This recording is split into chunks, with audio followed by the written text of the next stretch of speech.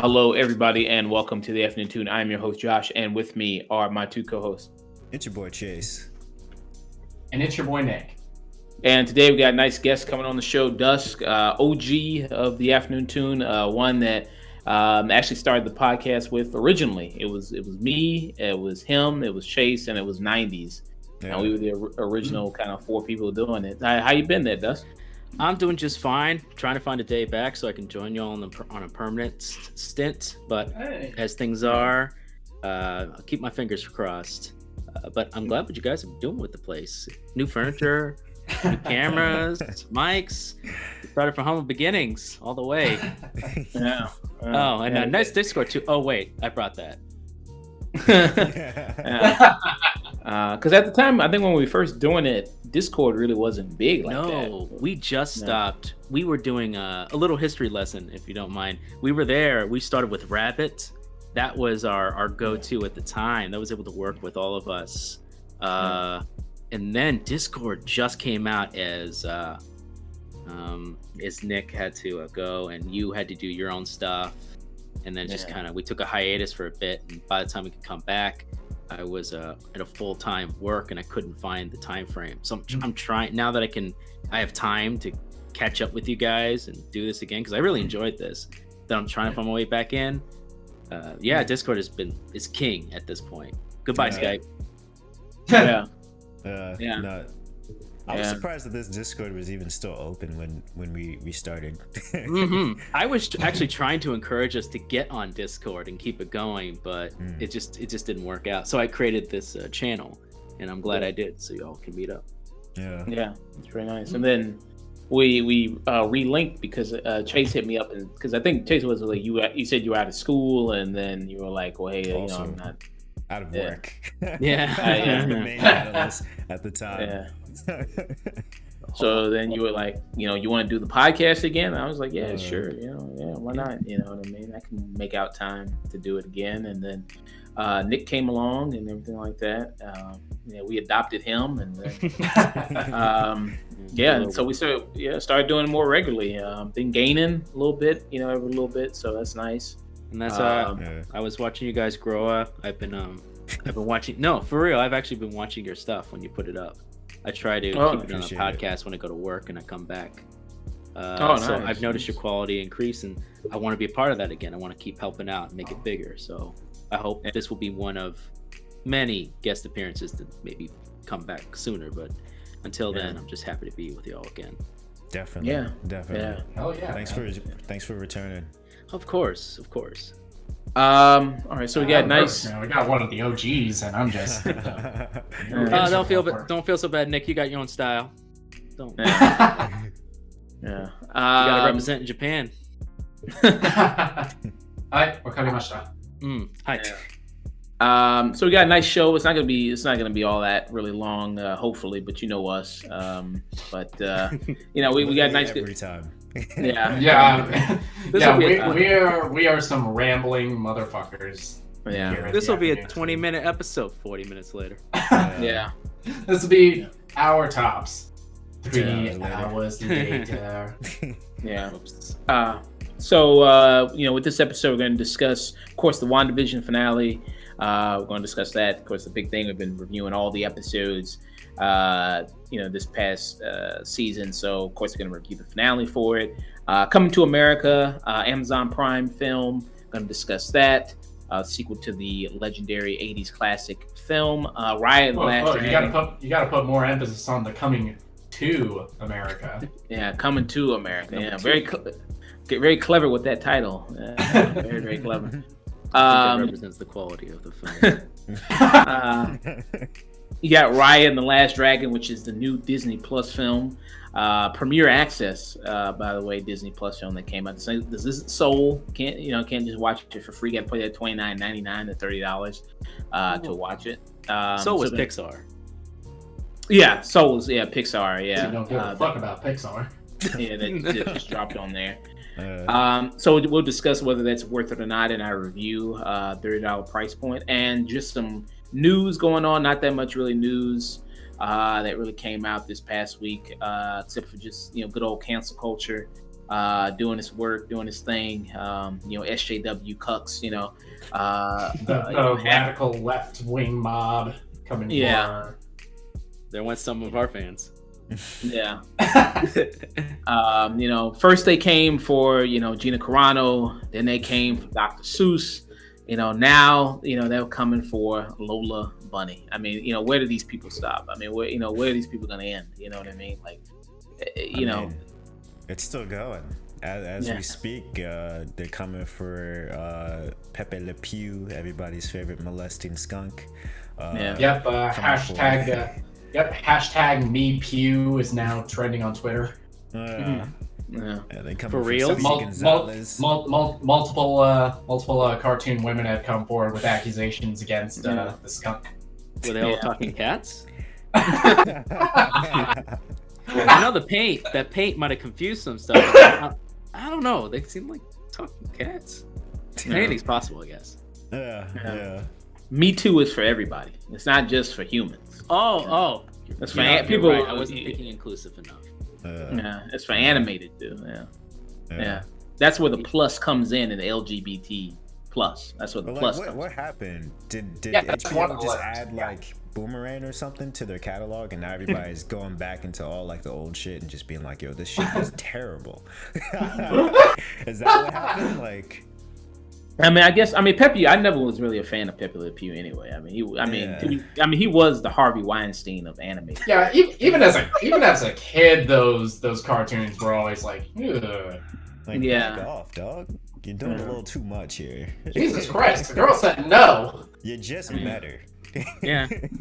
And then Speedy Gonzalez. That makes sense. Speedy Gonzalez is kind of racist, so that makes sense. Ironically enough, though.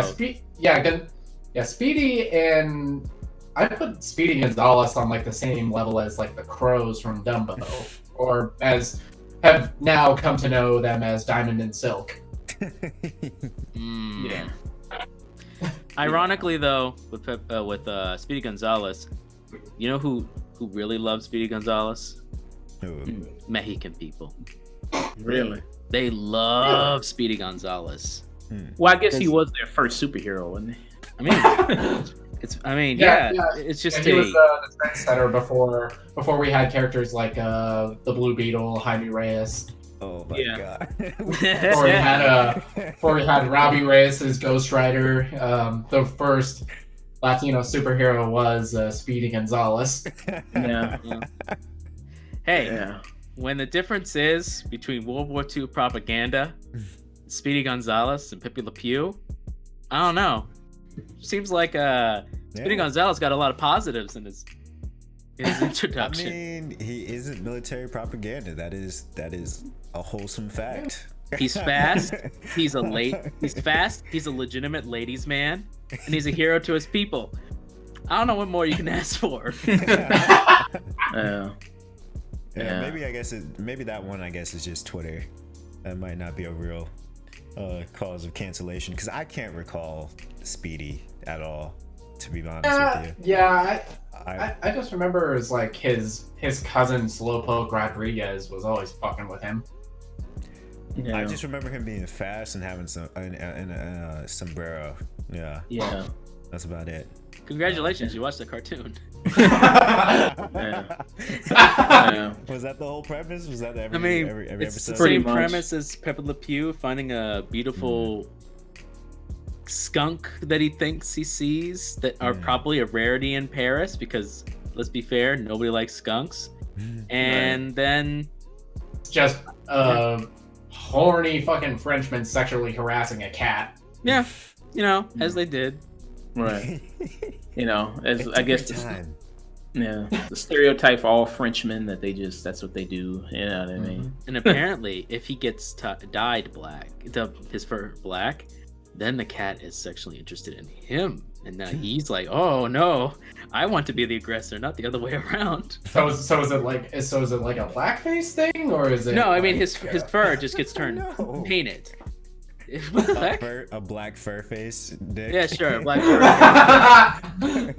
He's culturally appropriating black cats. Is that what you're trying to say? Sure. You know what? Let that be the title of this episode. Let that be it. Le Pew, appropriating black cats. Black cats. The culturally oppressed color of cats. So, because of superstitions. So people we have a Salem from Sabrina the Teenage Witch. Salem, go ahead. We're going to talk about witches later. Yeah, very true. Yeah. So if people don't know already with Lola Bunny, so there's a big thing going out. People putting a side-by-side picture of Lola Bunny and Space Jam 2, and what people think is Lola Bunny from Space Jam 1992 is actually not. That's like a fan. It's like fan art.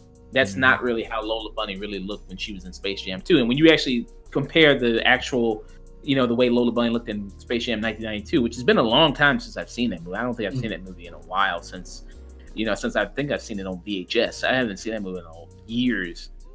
It actually kind of looks kind of similar. The kind of, the Lola Bunny they had in that. I mean, she does look, I guess, a little bit older, I guess you can say. But I mean, because it was this whole thing with all these new photos with Entertainment Weekly that came out promoting the movie Space Jam 2, with LeBron James. And all the kind of other animated characters, they look slightly different because obviously this movie's in 2021, and it looks like kind of a little bit more, what's the good word for it? Kind of sharper, a little bit more kind of like better CGI, kind of like that in it, and all the kind of characters look different than they did before. They've used instead of cell animation, which was ironically enough one of the last movies to kind of use that cell animation techniques. You can tell with it's much more computer colored, which means it's a lot sharper on the edges without having to rely on a blacker ink edge, which would normally be done for a cell, and it would show a lot more human error.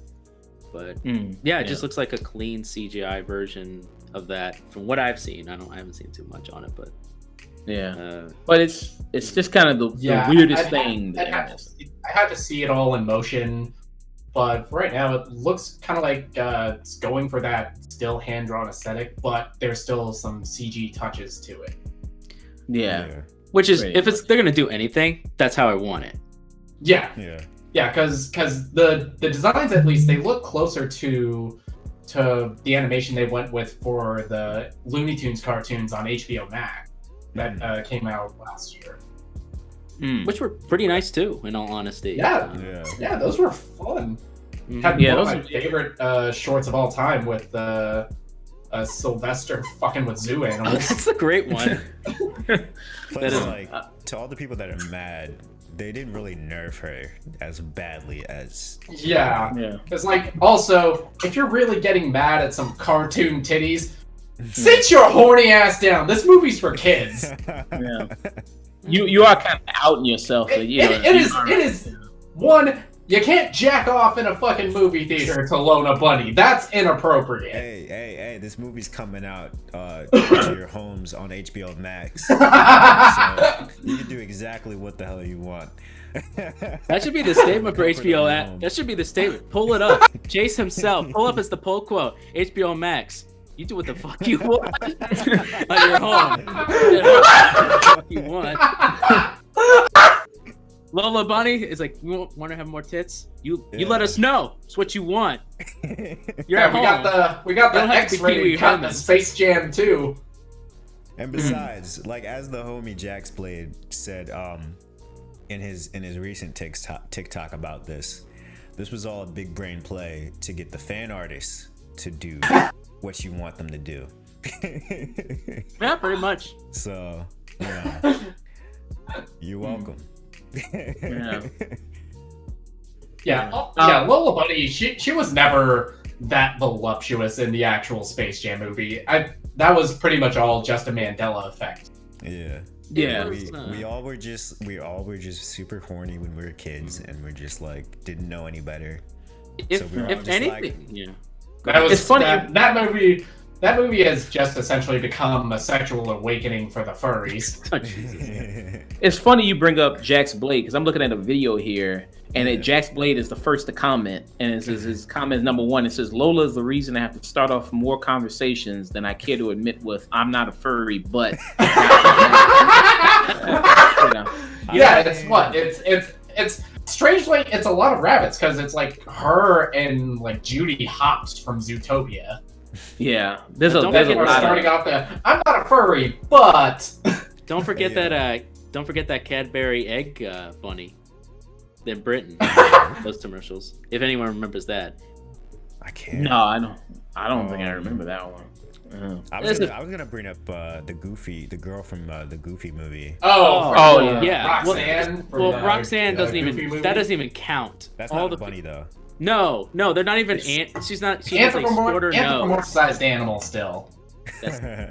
That's fine. They're basically human aside from dog ears and stuff. It's close enough.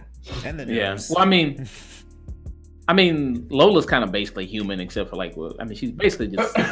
Except for fur and bunny ears. Yeah, I mean, except for the fur, the ears, the teeth. Well, Roxanne this is a weird Goofy. turn you're going with, Josh. I'm saying Roxanne's the same thing as Lola, isn't it? It's the same thing, right? No, if you actually look, it's just basically a human being, but with like just a dog's like nose. Not even that. But does she have fur, right? She's got fur. No. They basically have human skin, basically. Oh, that's basically just arguing who's less of a furry. Yeah, it doesn't matter. In the end, it doesn't matter. Oh, okay. No, nobody cares. Fan art will solve problems.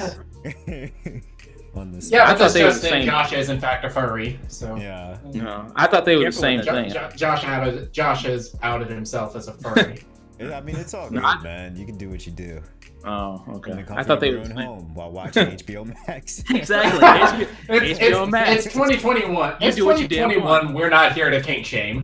Hey, Oh. also, pull quote for HBO Max. Yeah. HBO Max, we're not here to kick shit. Yeah. So, Lola Bunny, folks. Yeah. So that was the big thing, that it was just a fanon. That's all it was. And then a lot of people kind of making this kind of reaction based on the kind of the two comparisons. So I mean, if you just take her from the 1992 film, like, so the jerseys, they look different. Like, she's wearing a baggier jersey. She's not wearing like a tube top jersey or whatever, like a cut jersey. Like she shouldn't have worn that in the first place to an actual game. Yeah, so that's what like a lot of people also say, like, with this new design, she looks like an actual ball player. Like in this, as opposed to like someone said, like she was kind of like looked like a porn star who was playing ball. This one, she actually kind of looks more like a ball player in this one. That's what somebody said. My dog is looking at me like, Okay. my dog is looking at me as like, it's like, Daddy, you know this motherfucker's a furry. But so You gotta hide just bubbles. so what do you all think of the two designs anyway?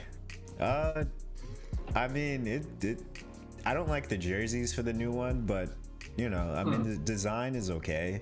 I mean, I'm not gonna hate on it. I just don't like the colors of the jerseys. The jersey colors just look ugly to me. But other than that, it's cool. Yeah, I'm on the same place as you. I think the designs, I think they look fine. I like the I'm kind of so on the updated look for the Looney Tunes, but yeah, the design colors are I mean, I'd have to see them in person, and I'd have to see the actual designs for the Looney Tunes in motion before I can make any real criticism about it. But I mean, like, if you look at the NBA now, there's a few teams with some ugly retro jerseys. So I guess that's what they were going for. That does make sense. Yeah, you can't fuck with the classics. Yeah. Dusk, what about you? I'm in a similar vein as everybody here. I don't hate the jersey colors as much as you do, but it is a slight difference. I think wise they're more taking safer bets, which I don't doubt. It's basically a family film anyways. All I really care about is there's going to be more basketball in this movie than the first one, because I don't know if y'all remember if that first one really didn't have much of Michael Jordan being Michael Jordan, although one thing it did have was fairly good animation, good Looney Tune moments, and a damn good soundtrack. Yeah, that soundtrack is amazing. I still have that soundtrack. Yeah. And I kick it sometimes. It is fantastic. And that movie also popularized my favorite Jordans ever, the 11 Space Jams. So maybe Nike get another release for Space Jam 2. How about that? Yeah. Maybe they're going to do the LeBron Space Jams instead. Sure. And maybe like sponsor the show. We could we could promote your shoes. Yeah. Like they need our help. Yeah. I mean, hey man, this is a nostalgia product. At this place, they need all the help they can get. True. Yeah. Yeah. So HBO Max has kind of been not on the winning streak. If we go back through our last couple of reviews, so pretty much. But at least as far as new releases. Yeah. Well, I will say they really do some amazing, obviously CGI in this because they restored LeBron's hairline perfectly. The lining, they really restored this. When you really look at this, I've never seen better CGI in my life. Wow. God. No bald spots, just that lining is crisp. I don't think his hair has ever looked that good. Was that part of the contract? Did the guys who CG out Henry Cavill's mustache work on this movie? Because they stepped their game up.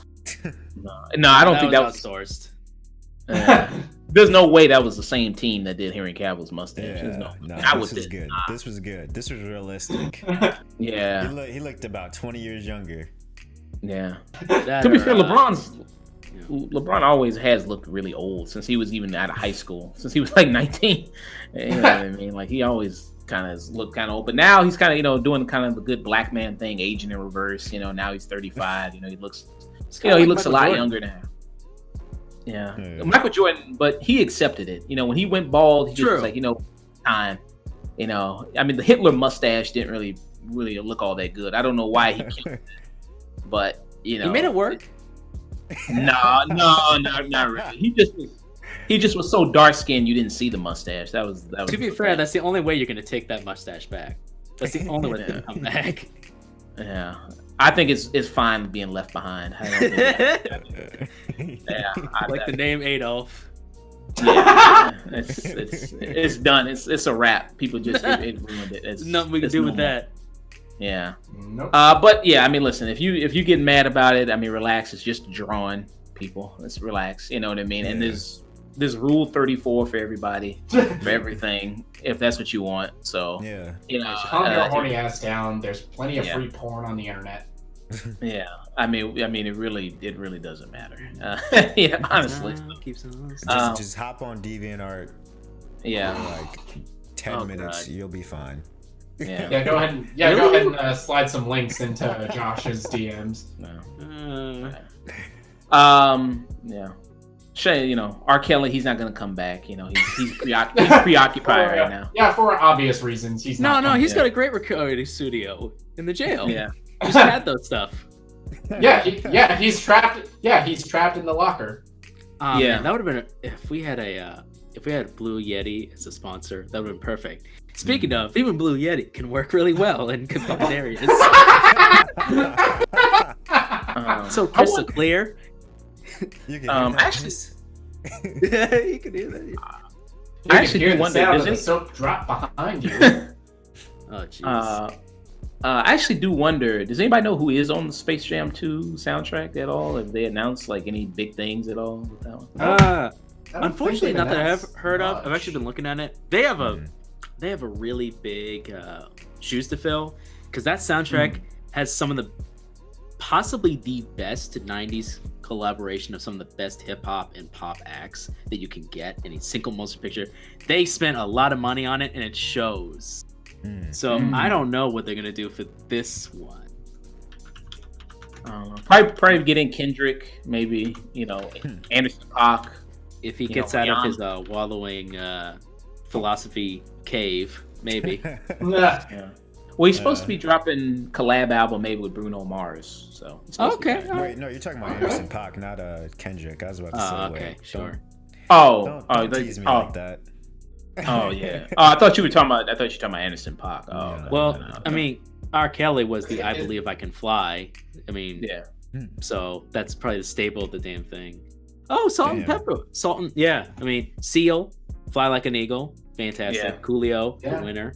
Quad City DJs, the Monster Anthem, having an amazing collection of hip hop artists. Be Real, Busta Rhymes, Coolio, LL Cool J, and Method Man, all for one track. Damn. Yeah. D'Angelo, Monica for I Will, Robin S, Giving You All That I've Got, Barry White and Chris Rock for Basketball Jones, all for One I Turn to You, Changing Faces and JC with R. Kelly with All of My Days. That's the way I like it, with the Spin Doctors featuring Biz Marquee, the Biz himself. And then, last but not least, Bugs Bunny's Buggin' that wasn't on the soundtrack of Fish. It did not appear in the film. It's in there. Damn. Yeah, no, I don't know how they're going to top that, but That, like I said, some of the best '90s artists of all time. Not sure how they're gonna beat this. I don't know how they're going to top that, especially when like half of the biggest artists of today were in this other movie that we're about to talk about. Oh, that's true. I should also point out that soundtrack went 6 times platinum. Really? Yeah. God In 2001, the As it soundtrack should, was though. certified 6 times platinum. That's like one of the greatest soundtracks of all time. As it should. Yeah. All right. So moving on from discussing Lola Bunnies, we're gonna discuss Coming to America. Coming to America, which is the sequel to the 1980s classic film starring Eddie Murphy and Arsenio Hall, which premiered on Amazon Prime March 5th. So this is, obviously a lot of people have been heavily anticipating this movie, kind of just wondering about it. I know a lot of people kind of came into this very, very, kind of with hesitation because, this was PG-13. And I actually just rewatched the first Coming to America very recently, about a couple of weeks ago.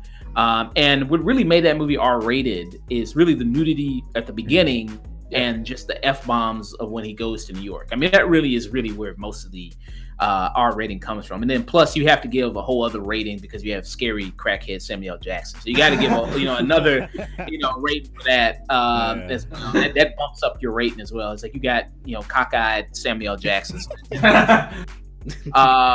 And so that's kind of primarily why the reason the movie was R-rated. But when you really go back and look at the humor of that movie, it's really not really kind of too dirty, too raunchy or anything like that. It's very kind of fun type humor. So coming in this one, I wasn't really that concerned about it being PG-13 myself. So in this one, you have a story of the Eddie Murphy character, and with now, he finds out he has a long lost son, and it gets in kind of with the way he finds out is it kind of goes into one of my main problems with the film is a lot of plot kind of conveniences. It's a lot of situations that just kind of happen, and you get that a movie has a lot of conveniences to fit the plot and coincidences and everything like that. I mean, that's just a movie, but then I think this one just has too many, and it just kind of comes off as very, very kind of lazy a lot of times. And then the way he finds out he has a son is kind of during a fun kind of interplay between Arsenio Hall and James Earl Jones, who said, "Listen, I am not getting up off this bed. I'm not standing on my own 2 feet. Not once in this movie, motherfucker. You got me for 2 days. Yeah, I'm not 2 doing days that. and 2 hours each. Yeah. And I'm lying down the entire time. Yeah, I gotta respect. Greats did. Yeah. I mean, he's James Earl Jones. Give me that fucking Steven Seagal contract. Yeah. Hey, don't you besmirch that name. He's at least a. Shit, Yeah. I just blanked. Or dang it! I can't believe I blanked on Citizen Kane himself. Orson Welles. Oh. Orson Welles. That is an Orson Welles Orson- move. okay. Come on, sir. Yeah. Okay, all right. So you gotta have respect for that. Like he got to check for just not even standing on his own 2 feet. You gotta have some good respect for that. I mean, Yeah, not even standing up, not even doing any hint of an African accent. Yeah. I mean, he doesn't have to. He was Darth number 5. Vader. You got me for doing Darth Vader voice, and that's it. Yeah. And so in this one, so I thought that was kind of a fun scene in that, and throughout the movie, there are kind of very chuckle-worthy scenes that do kind of hit. But, he finds out that he has a son all the way, in America, in New York. And, during his night when he did come to America, they go back to that scene, famously of when he went to the bar. And they went through all these kind of different dates, and that's where it's a very good scene.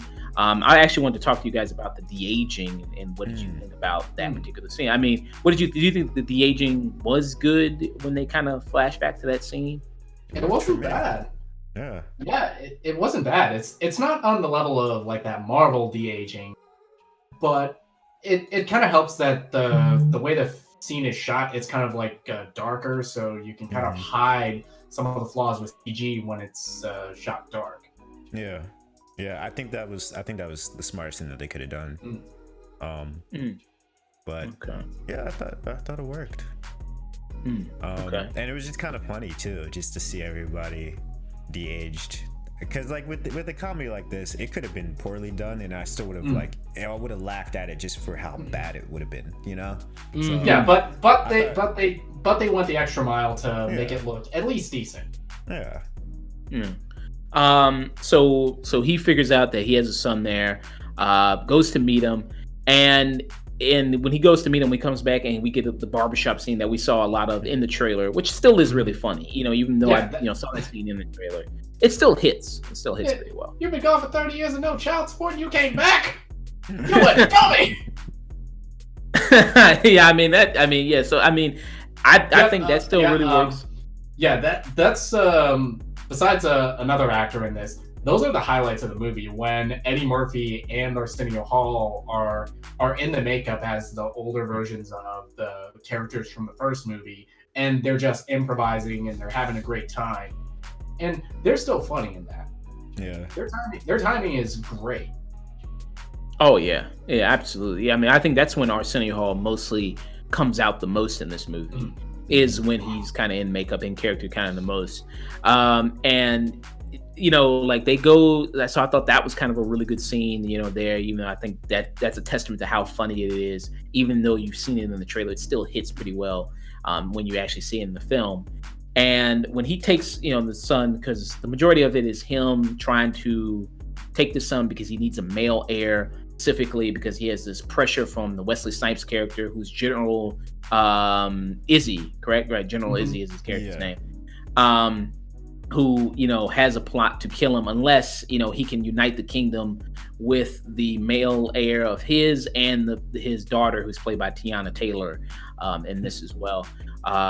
And so most of it, instead of taking place in New York, it takes place all in Zamunda, which I thought was a very nice change. I thought that kind of makes it just from being a carbon copy of the original film of it taking place, trying to find because I know Ryan Coogler had pitched an idea to Eddie Murphy about doing a Coming to America sequel, and guess who he's going to get to play the son of Eddie Murphy?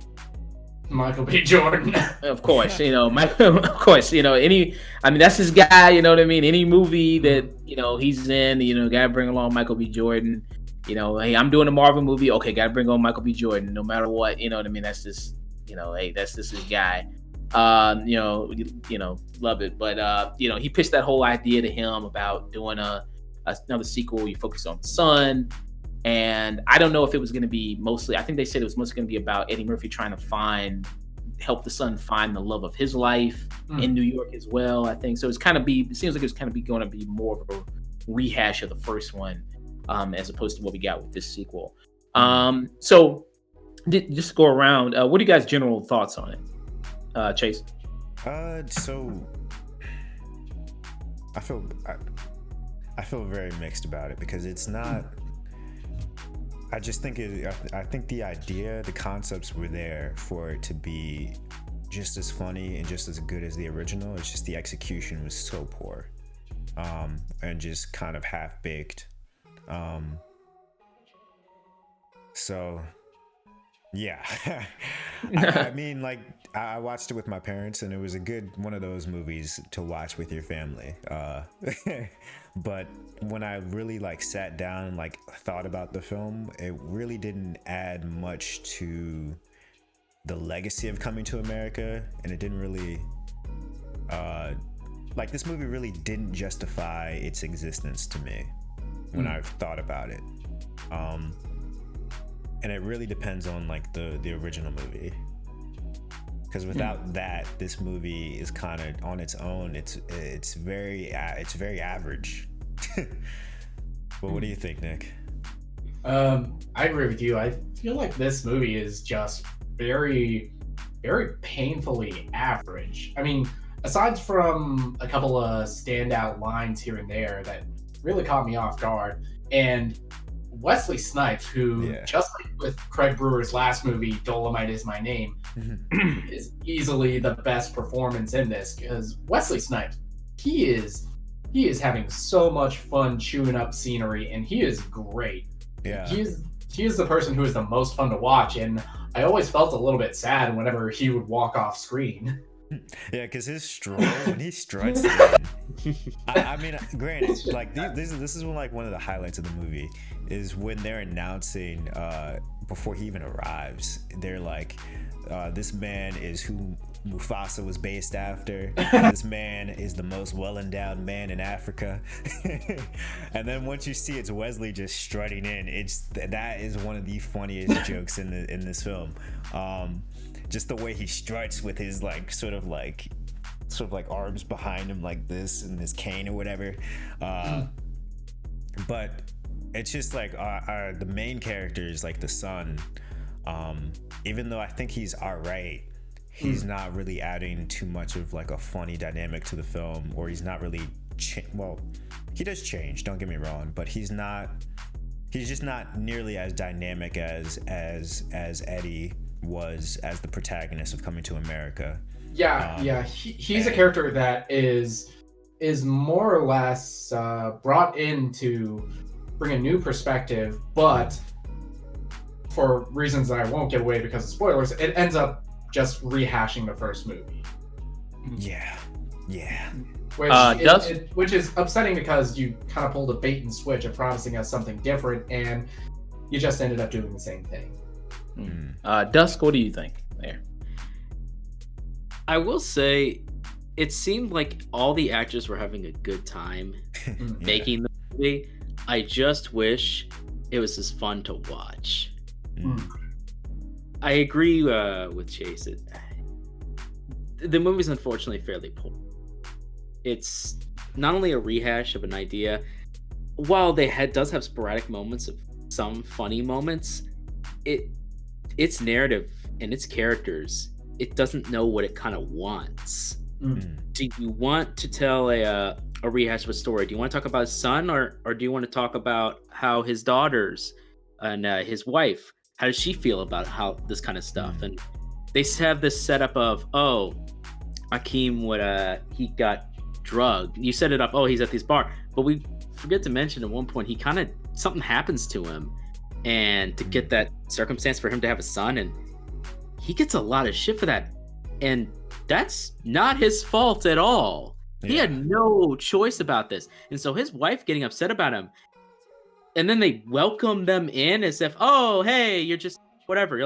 No, you kind of did that to me. This would be much more awkward, and it's kind of like you're not treating this as kind of seriously as you should. And what is it with Wonder Woman and now this, and this kind of having that same subject?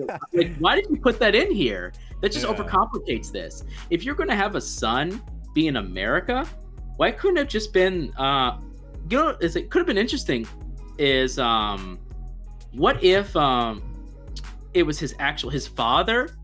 He was, because he had mentioned in the first movie, I love James Earl Jones, but he had mentioned that he had made love to multiple women aside his wife as a king. That would have been interesting. What if he had a little brother that he didn't know about that had been to America and they went away in Zamunda? Or if they were going to have that, like, why not just have like his son went to, like, they had a broken family, or his son and him don't talk, they don't see eye to eye, and so another. There's a bunch of different ways they could have had it where he didn't know he had a son. Yeah. Or it would have been less skeevy, and it would have been much more interesting.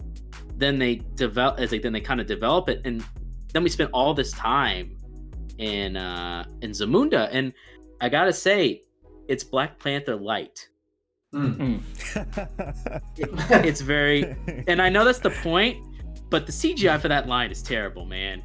Come on, I will praise the de-aging. They did a pretty good job for not having Marvel money, but I don't know. But again with the de-aging, a lot of that is aided by having those effects be in that dark nightclub. But with the line, absolutely, that is filmed in broad daylight.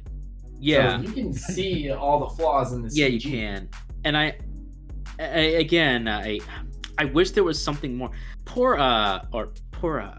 His wife Linda, she was a really important component of, you kind of like Eddie Murphy. You started to fall in love with that character as you're watching her in the first movie. That was part of the charm. Yes, it was R-rated. That had a lot of F-bombs, but I think that's why I miss kind of some of the 80s movies, is they were terribly earnest in what they were trying to do. They were beautifully earnest, and they wanted to tell a funny story, but it was a story about characters, and you got to know her character.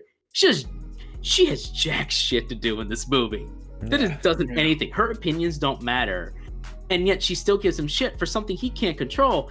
And now that he has all this stuff, and you're like, are we doing a rehash? Are we talking about his family falling apart and he has to find and prepare his children for a takeover?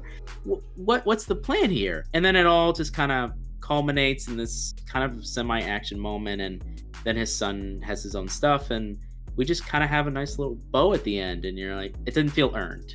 Yeah, I'm with the same page as you. Like with all of the classic 80s movies, like Animal House, Coming to America, even Ghostbusters to a certain extent. There was something about all of those and how terribly earnest all of them were, and it was just something so charming about when you read about the history of how those movies were made, and you can feel all the love and attention and care that went into them. That a sequel, like 30 years later, it just can't recapture that. No. And it was often right moment, right people, right chemistry, right time. Ghostbusters worked because Dan Aykroyd worked with Bill Murray, who worked with Harold Ramis, and they had been doing this shtick for years on SNL before and working their craft. Working their craft on SNL, and you had Harold Ramis, who unsung should be going down in history as one of the greatest comedic minds of all time. And fantastic scriptwriter. And Ivan Reitman, fantastic director.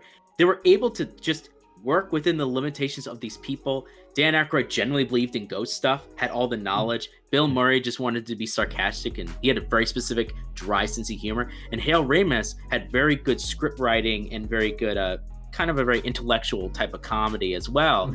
And Ivan Reitman was able to kind of knock those heads together and put his own input and able to corral all of it. And they all put their energy into something. And even to Come to America, it was a very Eddie Murphy, Arsenio Hall component, and along with these other actors. And also Coming to America, that came out, couple years 1988. before? Yeah, a couple years before or after Eddie Murphy Raw. And just a few years after. Oh, and that was also a John Landis movie who, say what you will about him as a person, the guy knows comedy. So to Dust's point about very much of how the first one, very much Eddie Murphy and Arsenio Hall, goes into kind of one of my criticisms of the film. Is just it feels kind of too big. You got a lot of people in it. The film has a lot of black all-stars in it. You know what I mean? It has Salt and Pepper shows up. I was about to mention. I didn't know if you noticed Salt and Pepper. Yeah, I don't know about you, but every time they cameoed somebody, that just pulled me out of the movie. It kind of did. Salt and Pepper, Gladys Knight, Matumbo. Angelo Jones voiced. He voiced the news channel ZNN. Trevor Noah is in this. And a lot of bad wigs, by the way, that a lot of people had, like the son had, and then Trevor Noah, he's got a wig and glasses and stuff like that. Nah, I've watched some of the Daily Show from home. That's his actual hair. Oh, okay. So maybe it is actually okay. So yeah, he just has a nappy head. But yeah, I mean, there's a lot of kind of these cameos and kind of these black kind of all stars coming in this. And to Chase's point, a lot of the great stuff about it is stuff you remember from the first one. You know what I mean? A lot of callbacks to the first one, a lot of kind of those things. And with this film, the wife character, Linda, she was such a big part of the first one and of developing his character. And it feels like, where does this movie want to go? Because it is so big with this big ensemble cast. Does it want to tell this story of trying to update it and make it more kind of how the first one was, a little bit of this progressive type story of this guy who wants to buck tradition from his family and go like, well, I want to pick a woman that I want to love and I want to respect. For me, that's the choice I want to make for myself. And then now, 30 years later, how he's kind of changed this person, and now he has 3 daughters. Who I like, by the way. I liked all 3 of his daughters. I thought they all. I just wish they had something to do. Yeah, I wish they actually got more screen time. Absolutely. Because I think. Oh, go ahead. Now, something that just came to mind, and kind of what I thought initially, what was going to happen was going to be, instead of like a traditional love story per se, I thought that the son and the oldest daughter were going to sort of develop together as like siblings, like a genuine love. Friendship. Yeah. I feel like there should have been more time spent on developing that familial bond between Lavelle and I can't remember any of the daughters' names because they're so inconsequential to what happens in the movie. They talk about how much of a kind of she wants to be leader, but she can't really say it because it's not the rules, but she's clearly capable. She has the same character arc as Jasmine in the Aladdin remake. Right, but less developed and interesting. There's no flaw. She doesn't have a flaw. That's something that Lavelle could show. Maybe she has all the intellectual, she has some athleticism, she's skilled, but she doesn't have a lot of wit. She doesn't have the sharp tenacity necessary to make tough calls. Because she's been fairly pampered. Yeah. And he could show, hey, I have these New Yorkisms. I'm from Queens. I've had to survive on my own. I make decisions that you didn't think about that may not seem obvious to you. Yeah. And it makes me wonder what movie would have gotten if, like, Parallel Earth timeline, we got Ryan Coogler's version of it. Because I feel like with Craig Brewer, he's a guy who I don't want to speculate, but I think he's like a less experienced filmmaker. He's a guy that Eddie Murphy can more or less be in charge of. Maybe. I don't know. Eddie Murphy, I feel like he has Craig Brewer's ear more than a seasoned director like Ryan Coogler would. Maybe. I mean, granted, I do have to give him Dolomite, because Dolomite was an awesome movie. It was fantastic. Dolomite was amazing. So Eddie Murphy's comeback. Yeah, so I was hoping that sort of that momentum would carry on to this film. Yeah, because in Dolomite, all the character arcs are relatively strong, even like the lesser ones. But over here, just everything fell flat. Everything, like you said, Dust, was very unearned. Because even the relationship that we were describing and saying like what should have happened, it does happen, but it happens in a split second to where it just was just like, all right, like we're moving on now, let's get on to the romance. Right. I think also I agree with you, Chase. I was also really looking forward because I loved My Name is Dolomite, but I think your optimism may have been misplaced. He didn't write those scripts. The script for that movie was actually written by the same guys who did Ed Wood, one of my favorite movies, and it follows a very similar formula. So I think he's not untalented.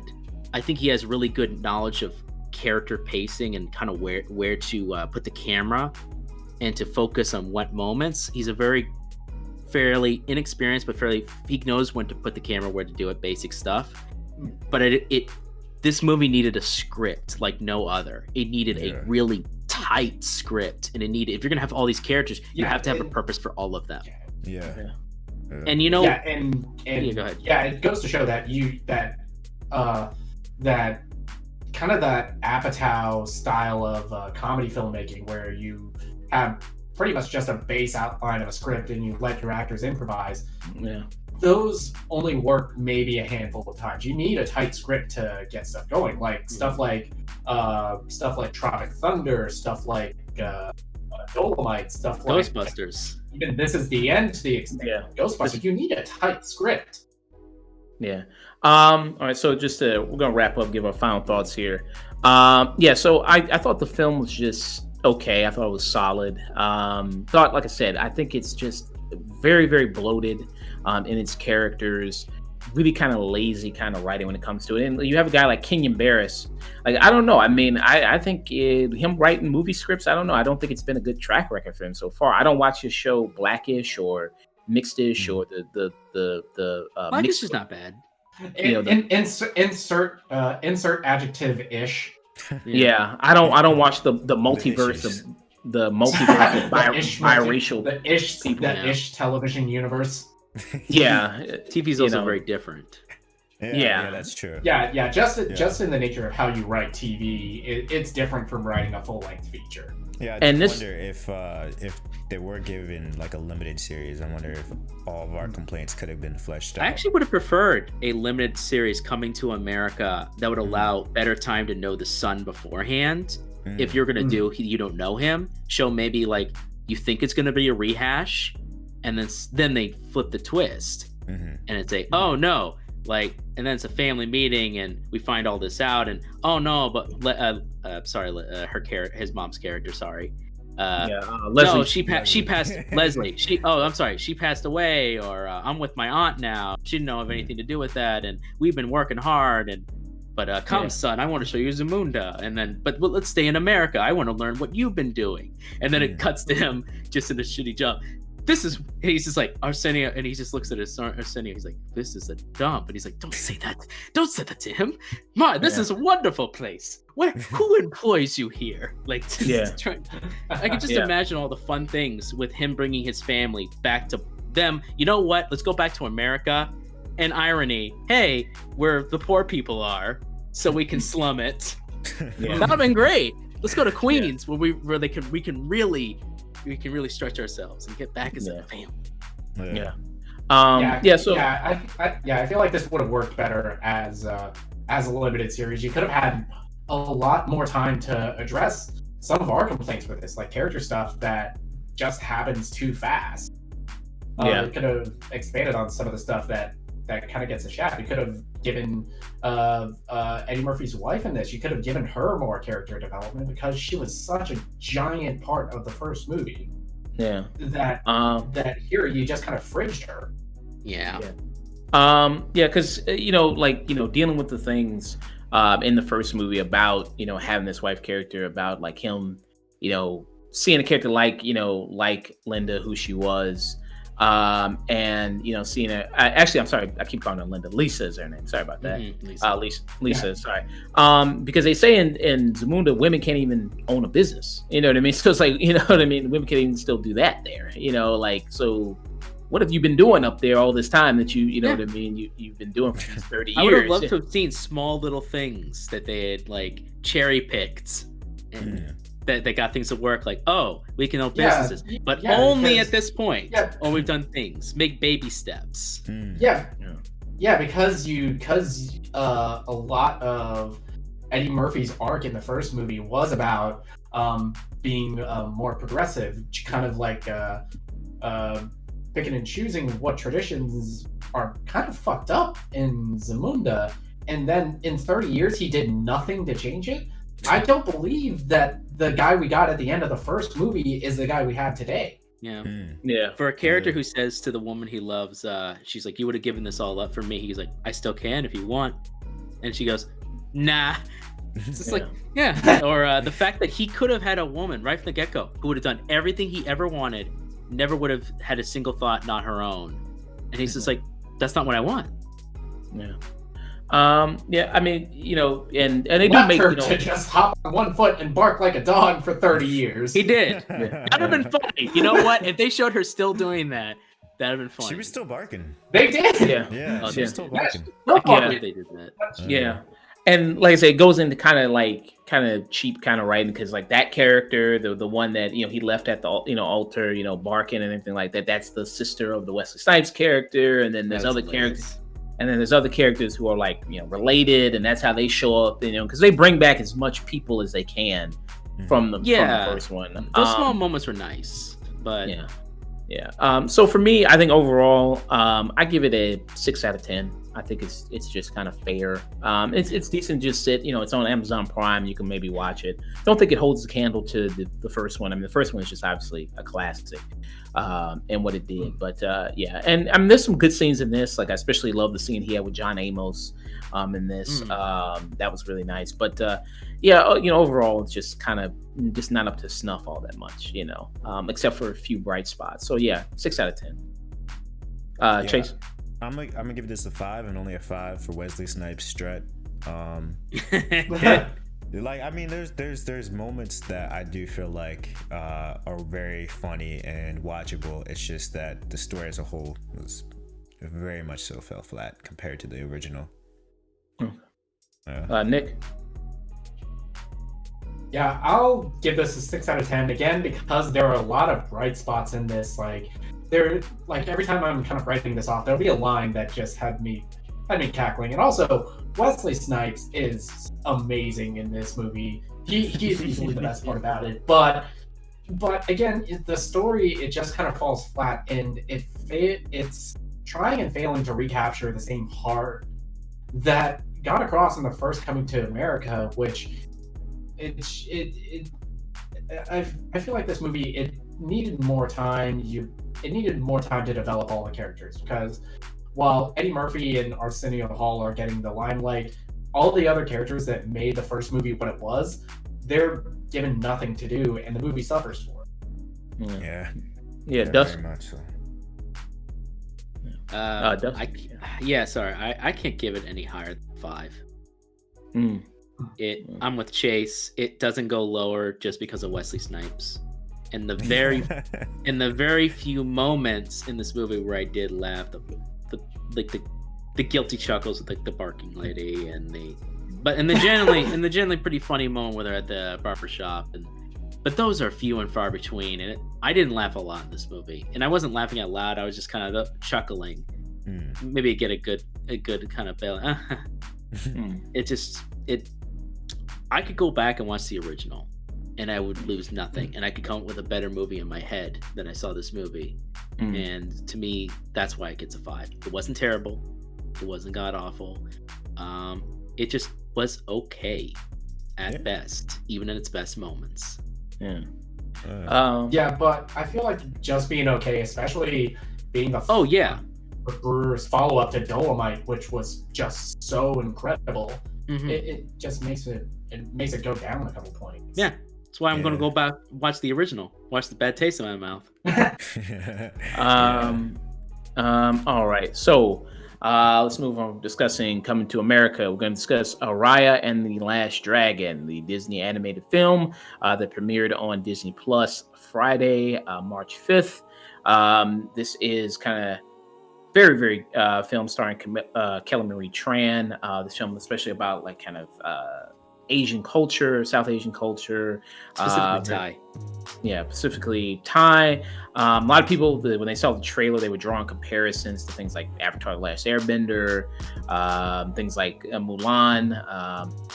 And just like Mulan, they're charging this $30. Don't know why. Really just don't know what the decision behind that is. But that's with the premiere access with this. So if you have Disney Plus, you have to pay that extra $30 to actually see this. And you have other Asian actors involved in this as well, like Awkwafina, Jimmy Chan, Daniel Day Kim, who plays the father of Kelly Tran in this. You have Benedict Wong in this, Sandra Oh, and Alan Tudyk, who basically, I guess he's just the animal voice guy for Pixar. I mean, anytime there's for Disney, I mean, He's just a guy. They needed a white guy on the cast to get it. Yeah, I guess somebody. You know, like if you need some guy to make random animal noises, I guess he's the guy that you call. I guess. I mean, well, what's the guy? I always think back to that. I always think back to that video of him doing the voice for the chicken in Moana, and every cut he just breaks with, "I went to Juilliard." yeah, yeah. Well, they couldn't get the guy who voiced Fred and Slimer in every cartoon in the 80s, and now I guess he was busy. So Alan Tudyk it is. Alan Tudyk's our guy. Yeah, and with the story of this, first of all, I will say with this movie, really beautiful animation. Really, really love the way it looked. You know, with all the character designs, the action scenes, really, really well done. And with the story of this, it's all about Raya, who's in search of these shards of this kind of dragon piece, which, you know, they put together, kind of basic, kind of animated movie, children's kind of kid kind of setup. You have these, you know, this magical item, and you know, it's broken apart because of all these different tribes who distrust each other, and then she has to kind of go around. This MacGuffin that breaks apart because humans suck. And, and now she has to go about this journey to fix it. Yeah, to fix it, to bring all these kind of pieces together. Very, you know what I mean, kind of, you know, her Inuyasha type shit, you know what I mean, kind of collecting all the shards and everything like that. And I, you know, I will say, I mean, I think Kelly Marie Tran does a, you know, really good job as Raya. You know, really gives it a lot of personality. And I kind of really enjoyed that, watching it. You know, and compared kind of to the, you know, other Disney kind of characters they've done in the past years. Like, for instance, like, I wasn't really big on Frozen. A lot of people were. You know, a lot of people like really, really loved it. I wasn't that big on that. Didn't see Moana, so I can't really compare it to Moana all that much. But with this one, I actually really quite enjoyed it. Like I said, I mean, I enjoyed, kind of loved the animation, loved the action scenes, loved kind of the choreography with it. I like kind of the adventure, you know, fetch quest type story that they do here. Her gathering the crew of people that she assembles. I mean, it's kind of a nice, kind of funny type crew, you know, especially the Khan baby. I love the Khan baby. I actually want to see a whole. Baby. Yeah, I was watching it with my girl, and every time the Khan baby was coming on, my girl was next to me. Was like, oh. Yeah, like that Khan baby was adorable, and that had the biggest laughs of the movie for me. Yeah, I mean, I would actually want to see a spinoff with just the Khan baby. You know what I mean? Just to see the adventures of the Khan baby and monkeys and the little monkeys. I thought that was, you know, like I said, it was really adorable. The monkeys with 9 stomachs. Yeah. You know, the 10-year-old like shipboat captain that they meet, you know, escaping. I thought he was a fun character. I mean, again, you know, some of the crew are kind of like these conventional kind of people in adventure kind of quests. Like you have the big, you know, brute tough guy. They're more conventional types that you get in adventure type movies, but when you really think about the backstory that is only really touched on in this movie, your backstories get dark and god damn.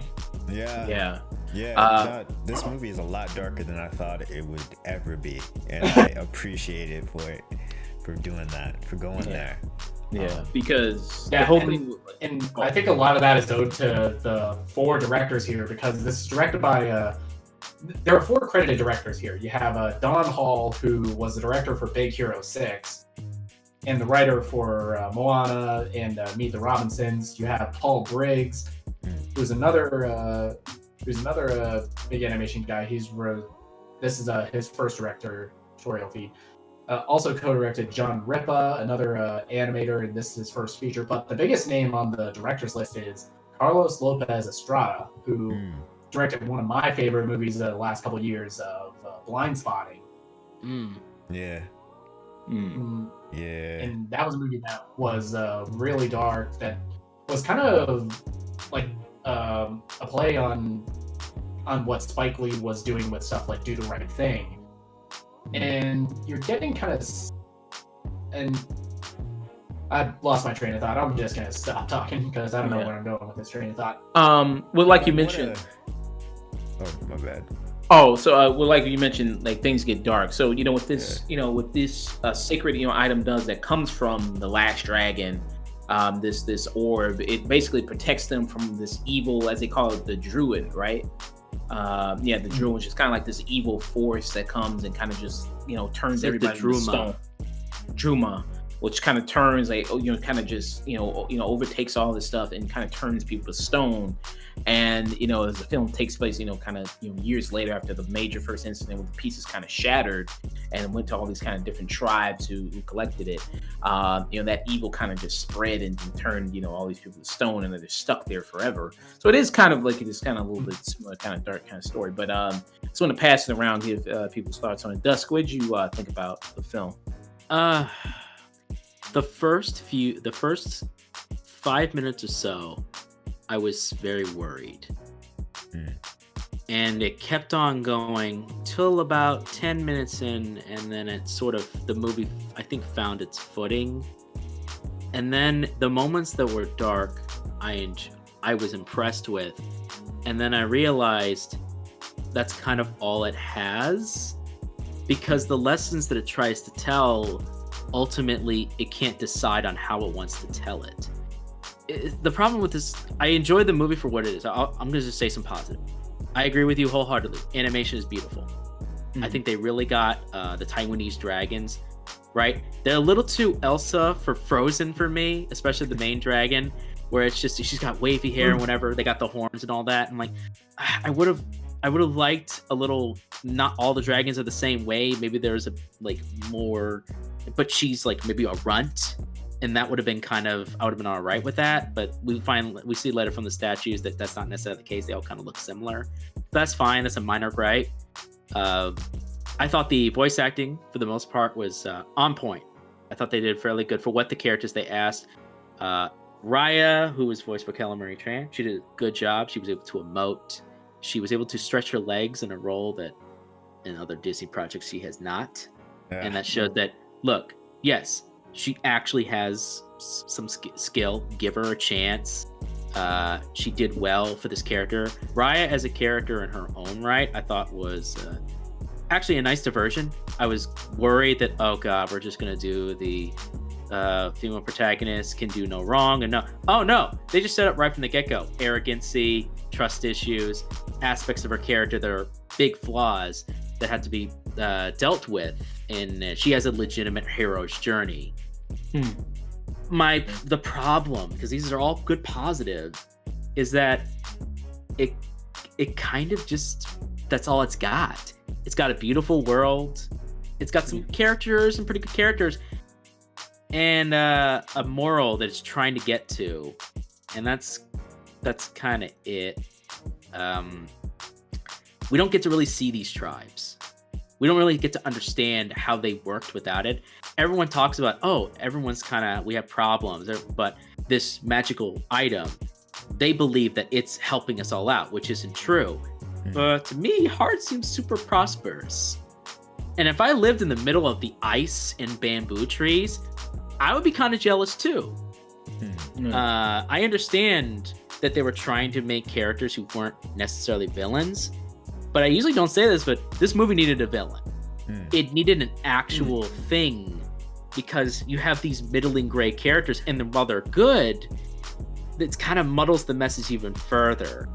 You're like, but human beings are kind of but there's no real moments where characters really trust one another. There's no moment. If this is a whole big movie about trust, there's no moments where trust is earned. Trust is slowly gained over time. Trust is everyone just look. We just got to trust each other now, okay? I think the point of especially how the movie resolves, it's trust. You can develop over time, or it's gonna have to be a leap of faith that you have to take. I suppose and so. That's kind of how the movie. I don't want to give away spoilers, but that's kind of the main resolution of it. Yeah. Sure. Yeah. No. Go ahead. The sort of antagonist is kind of just a force of nature, which is a hard antagonist to write. But I will give it credit where credit is due. I do like the instances with the pseudo-antagonist. Yep, the pseudo-antagonist, Marina, who is voiced here by Gemma Chan. Yeah, I like their dynamic, but I do agree about like the world itself. If you had just tacked on at least another 20 to 30 minutes just to give each like Tribe. each tribe their Each own, part of the dragon. yeah, give each of them a little bit more time to like, Because they feel like they're missing something. yeah, that's the one grab I had with this movie, was that Raya would just come in and then get out, and she'd add somebody to the crew. Yeah, that is my criticism. That I feel like the movie moves a little too fast for its own good. Because this movie, it's only like an hour 40. Its pacing is quick. Yeah, way quicker than I thought. Yeah, it doesn't feel like an hour 40 at all. Yeah. So yeah, I think that this definitely needed at least 2 hours to fully flesh out the world, and the issues that are going on within each tribe. But I actually do kind of disagree with you on how it handles the theme. I was actually kind of impressed, and granted, I'm kind of like scaling it on a sense of like kid movie themes. Oh, you know absolutely. I understand. So like, I'm not saying like it's the greatest at tackling this issue of trust and deceit in humanity. I think it does a solid job for a kids movie, in the sense that like, this is one of the few kids movies where the quote unquote power of friendship didn't necessarily work for the majority of it. No, that I did like that though. Yeah. It's not. There are wonderful aspects about this movie that I enjoy, and I agree with you wholeheartedly. We needed 20 or 30 minutes to really get that bite that each part was actually distinctive. We don't know anything about Tail. Yeah. Like the first person we're in, we don't know anything about how these people survived or what's going on. They don't have any ability to push back these things aside from what we find out later, water. But I could forgive almost all that. But the reason why the movie was difficult for the first 5 or 10 minutes is, I'm sorry, but I hated the dialogue. The vernacular is terrible in those beginning moments. It's very cliche, very recent words, use of verbiage, like, oh, this is sick. Oh, this is this. And I'm like, when it stopped doing that and it let the characters be characters, the movie got to breathe. They got to show me this world. And then the fancy talking dragon showed up, and I'm like, oh, are we gonna do? And she started doing that, and then she stopped doing that in the movie, and she got to be a character again. Yeah, and to me, that's kind of the standout voice performance in this. It's Awkwafina, because I agree with you. It's like when she first comes on, she should be a character I hate. She's a character that is doing that modern, talking with the hip hop lingo that the kids are so into. But then minutes later, she drops it, and she gets more time to develop as a character. And it's just, she's so wholesome, and her voice work is great. And I just couldn't help but start liking the dragon. It is her. I think that's the pot. Again, that's why I wish this movie for me was better and it had more developed writing, because I can see the diamond here. I can see if you just give it a little bit more time to give these little kids a little bit better script writing here and there, touch up some dialogue, give a little bit more characterization for the people that are joining on a journey, because I like the theme and I like her character. I agree with you, Nick.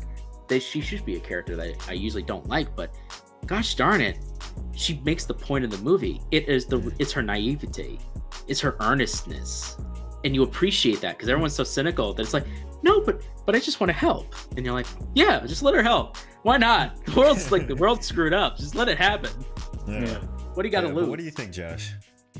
I mean, I see your point. I mean, I think the whole kind of theme of it of friendship is magic, and trust and all that thing like that, the core kind of belief in that, that's a very animated movie, kids movie type of thing that you do in these type of movies. You have to have that kind of that moral lesson in it, but I do think they handle it in a very nice way. And to Dust's point, the Raya character isn't such a perfect character. She has her issues for very good reasons.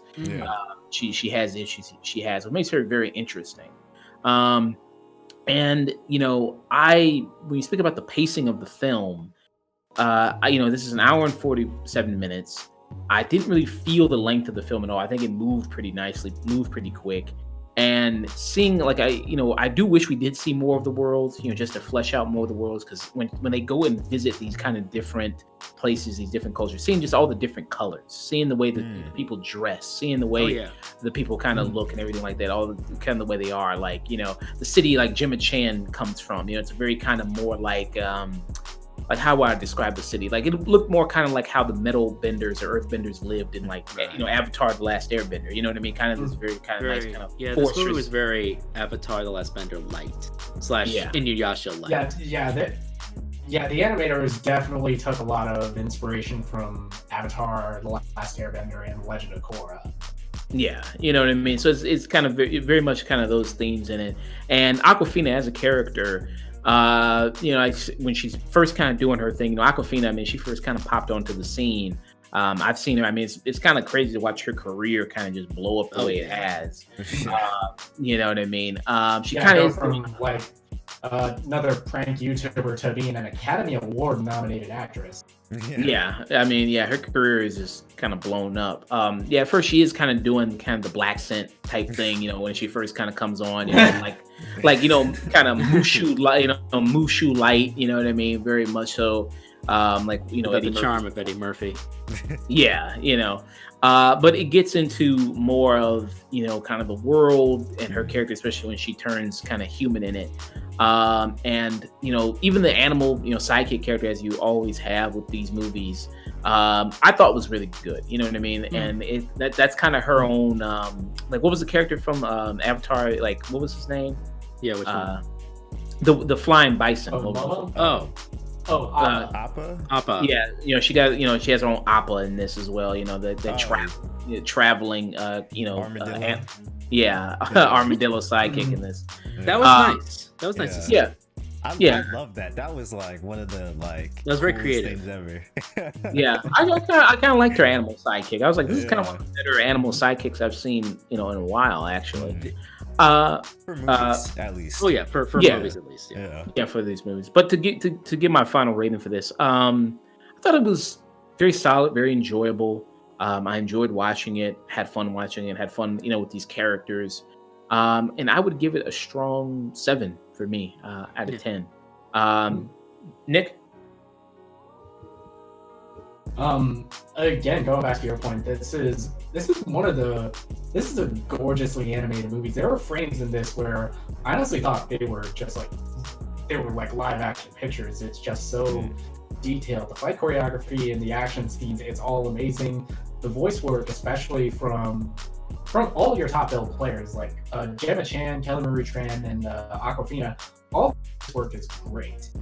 And I liked how the movie handled the themes. It's still doing it in a very kid-friendly way, but especially in like America's political climate, I feel like it's something that should be heard.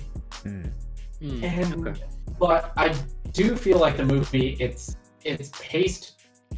The movie is really fast-paced. It moves so fast, but it's almost to the movie's detriment, because I feel like a better movie would have had more development with each of the side characters in this, each development for all the different cities and locales that you visit, because this movie's scale is huge.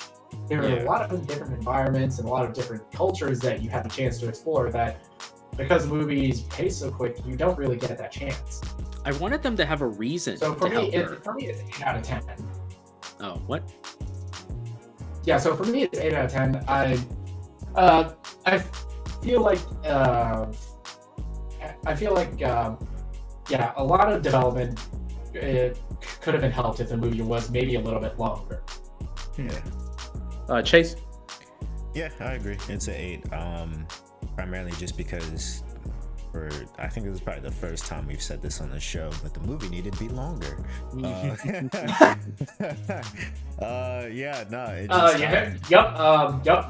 it down in history. The first time we've complained that a movie is too short. And it's not even like a short movie to begin with. But like Dust was saying earlier, I do agree on just like the I love the team. but they definitely needed a better reason to join her. Don't blow up the Discord, my guy. We're doing a podcast. Yeah. And yeah, so then the world needed a lot more development. That's the main thing. So yeah, 8. Dusk. Oh, yeah. I'm gonna go with you. It's a 7 out of 10. Despite my problems with it, I still can't deny the craftsmanship that went into the movie. Clearly, it was they had a lot of passion with it. I teetered on a 6, but I decided to give it a 7 because I felt it gelled just enough that I felt it was a little bit more than slightly above average. I think it's not the best entertainment, but I'd watch it again. And to me, that's a 7 out of 10. Okay. Watch it. Yeah. It's a as far as solid. like I'd like. non-Pixar anime. Sure. Yeah, as far as like non-Pixar animated movies, this is up there with like Big Hero 6. Yeah. And just in terms of how much fun I had with it. I would love to play a video game of this in this world. Yes. I would love to play a video game. This is right for it. Yeah. Disney, call get on that. Yeah. Call Yeah. Desk. Yeah. I definitely. I mean, you clearly hate money since you're charging $30 to stream this movie. That's the biggest thing, unfortunately. Yeah. I don't think it won't get as much praise and time as they keep not learning the lesson.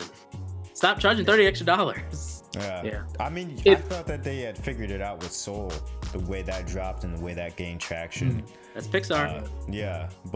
That's Pixar, so they don't really care. Yeah. Since You don't give a fuck about Pixar.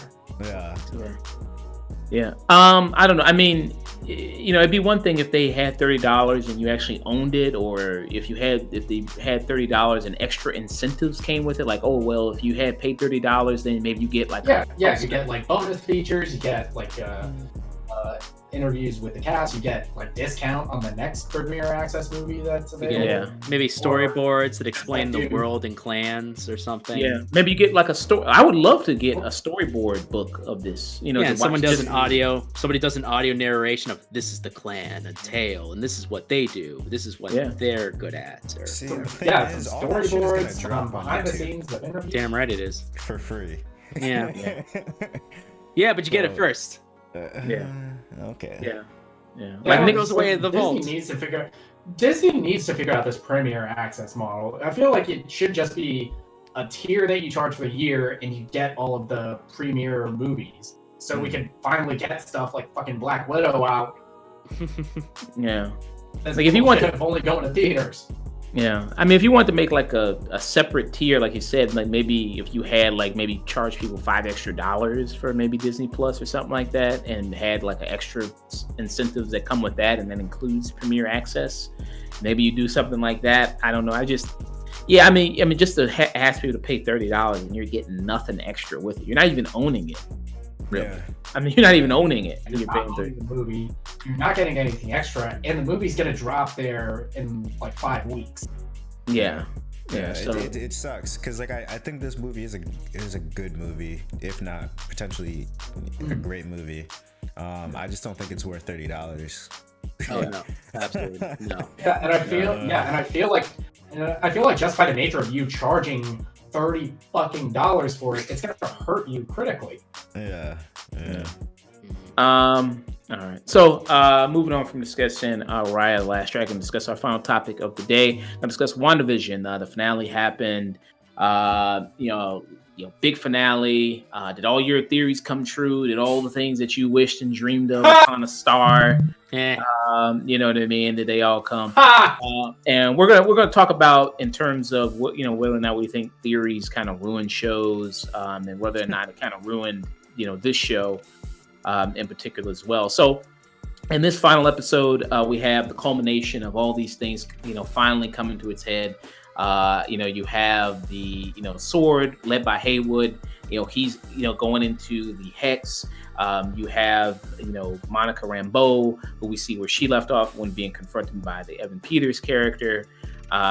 We see, now Wanda, facing off with Agatha, 1-on-1 witch versus witch, which was a very, very good battle that we saw. We see, White Vision, KKK Vision versus, our Vision, regular Vision, which was nice. So this kind of Fox final News friendly Vision.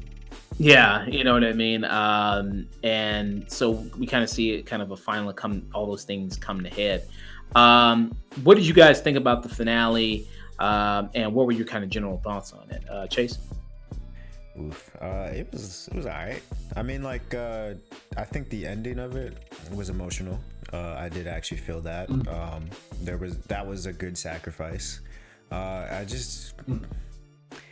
just felt very return to form, a little bit too much return to form for Marvel. I honestly disagree with you about the fight scene between Wanda and Agatha. I thought that was the most disappointing part about it. I wish that they had gotten a little bit more creative than just shooting energy blasts at each other. I mean, the runes was dope. Like, I like that idea. Yeah, I saw that happen. Much to my girlfriend's chagrin, I was like watching it in this area of the apartment, and I just stood up. Yeah. Yes. But like, when you're dealing with witches and you're dealing with magic, especially chaos magic, there's a lot to do that they didn't do. Like, especially considering the last time magic was a huge factor in the MCU and Doctor Strange, and how that movie's ending was so different from what Marvel had done before. Yeah. And to just have the finale of this be, okay, the good and bad guy blast each other really hard. Just DBZ battles. Flying up in the sky. To me, the highlight, the real interesting battle was between the two Visions. And how it starts as that knockdown, drag out brawl between the two of them, but it evolves into something that's getting into actual interesting philosophical debates. Dusk, what do you think? I don't know. I wasn't disappointed. It ended how I thought it was going to end, based on a show that was made on TV without the budget required. It was nice, though, for magic to be treated like magic. As a big fan of magical characters in the MCU, like Ghost Rider, Doctor Strange, even DC's Zatanna, Dr. Fate. I like characters like that. They're interesting to me. There's so much you can do with them that I don't think a lot of times they take advantage of it. And there was some nice setups for stuff that they could do. The book specifically that Agatha has, that's basically a big book for the MCU or just Marvel in general. That sets up the Runaway. If the Runaways didn't have its own series, I don't know if that's connected to the MCU. The Runaways deal with that book. It is not. That's okay. Perfect. No, I'm just making sure. You never know. Reboot it. Redo it. Yeah. Why not? But the Dark Avengers. That's a book that's shown up. It's basically a MacGuffin book with dark secrets that takes a long time to understand, but you can basically find whatever you're looking for. And it made perfect sense to me that Wanda's like yoink, and I'm like, all right, I would go and study that stuff too. She's learning how to be an actual witch. She's learning to actually use her magical powers while still within the MCU's. Yeah, but there is some science in here, and I'm like, sure, all right, whatever makes you happy, whatever makes you. But I like that it's like, no, runes actually have magical power. That is like, oh, can we explain that in science? It's a rune. There is no science. This is magic. So at least I like that. Yeah, it's developing more of the first real magic that we saw was Doctor Strange. Yeah, and it's more or less expanding on that. On that culture of magic, because it's something that didn't get much development for that movie itself, and you're expanding this gigantic world, and just wow, with Wanda finally coming into becoming the Scarlet Witch, and hopefully leading into what will eventually become Doctor Strange in the Multiverse of Madness. Yeah, they I thought it was cute. This is a previous episode or so, but I don't know if you talked. I forgot if you guys talked about it or not. Did you mention the whole Nexus drug thing? That was a nice reference. Yes. So yes. I think go Nexus ahead. is kind of like the center point of the multiverse. It's the center point in which And Wanda Doctor is a Strange being that's protects. capable of manipulating. Yeah. I told I was curious, and it does seem like somewhat a little bit. I mentioned you guys asked me or what I thought might happen. I'm like, they might set up a House of M. And like it looks like they kind of are. House of M was started when Wanda's her children with Vision were destroyed, and so she basically tore up her reality and universe and created her own. Yeah. And that's how she gains power from chaos. She gets it through sorrow. You want to make sure the universe doesn't blow up? You make Wanda happy. Okay? You put on a sitcom and you make sure she's happy. Otherwise, your universe is. Yeah. So I guess that's why Doctor Strange didn't bug her. Yeah. He was just kind of like, all right, she's happy. As long as she's happy, the rest of the universe is happy. Yeah, and then Sword got involved, and he was like, shit. I have to clean this shit up. Go ahead. So just to get to your point about like with Wanda and everything like that, and just the battle at the end. Oh my bad. I think with the battle at the end, you see like for instance, with the fight with Doctor Strange when he's fighting Thanos in Endgame or in Infinity War, I'm sorry, and particularly when he's using his magic, and you see how like he took an energy projectile from Thanos and he took it and turned it into butterfly. So when he's multiplying himself and then using he's the sorcerer supreme, right? So he can do all these things, knows all these spells, and has all this memory of everything.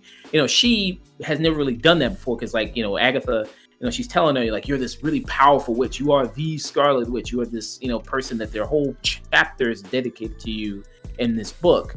And she's like, I don't know what the hell you're talking about. I just use my powers. I do a little bit of stuff. So, for her to go up against her, it is a big knowledge gap. So it would, to have this big witch battle that you think in your head that you'd probably imagine these two people to have, it wouldn't be like Doctor Strange versus her. You know what I mean? I mean, she's very limited on the stuff she can do. I mean, you saw a little bit of creative stuff they did in the whole battle, like for instance, where she entered her mind for a quick moment. Yeah, she does the same thing she does in Age of Ultron, where she like does the wiggle her hands and enter your mind.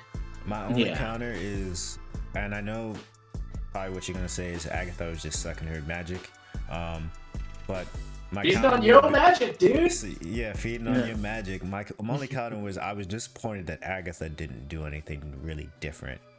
She was she was just feeding on her magic, which I get it. Maybe strategically that made the most sense for her. Yeah, she just wanted her to get mad. It was just kind of disappointing. She wasn't.